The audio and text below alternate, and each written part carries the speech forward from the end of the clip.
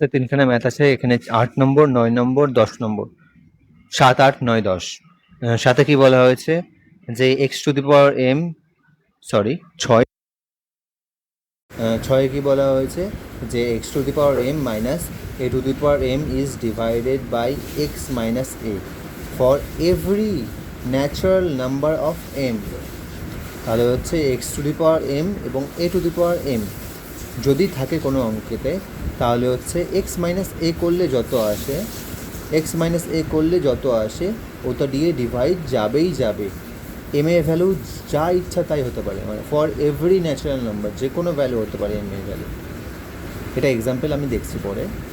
একটা বলা হয়েছে যে x to the power m minus a to the power m is divisible by x plus a. তাহলে x to the power m minus a to the power m is divisible by x plus a. তাহলে x plus a দিয়ে আমাদের divide যাবে, এবং x minus a for the even value of m. যদি m এর ভ্যালু জোড় থাকে বা এক্স টু দি পাওয়ার 2 কিংবা 4 কিংবা 8 থাকে, তাহলে হচ্ছে এক্স মাইনাস এ দিয়েও ডিভাইড হবে। 8 অঙ্কটা দেখি কী বলেছে। এখানে বলেছে x to the power m plus a to the power m is divisible by x plus a for the odd value of m. তাহলে x to the power m plus a to the power m divide যাবে x plus a দিয়ে যদি m এর value odd থাকে বা বিজোড় থাকে বা 1, 3, 7, 9 থাকে।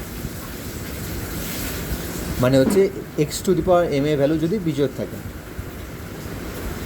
এখানে নোটিস করব সেটা হচ্ছে x to the power m value, ওপরের যে পাওয়ার ভ্যালু কিন্তু সেম আছে দুই জায়গায়। এবার হচ্ছে তারপরে অঙ্কটা হচ্ছে number of a prime factor of a to the power p, b to the power q, c to the power r, d to the power s. এর মধ্যে কতটা প্রাইম ফ্যাক্টর আছে কীভাবে বার করবো? P plus q plus r plus s when a b c d are all prime number. যখন a b c d সবগুলোই prime number হবে, তখন শুধুমাত্র উপরে পাওয়ারগুলো যোগ করে দিলে number of a prime factor বেরিয়ে যাবে।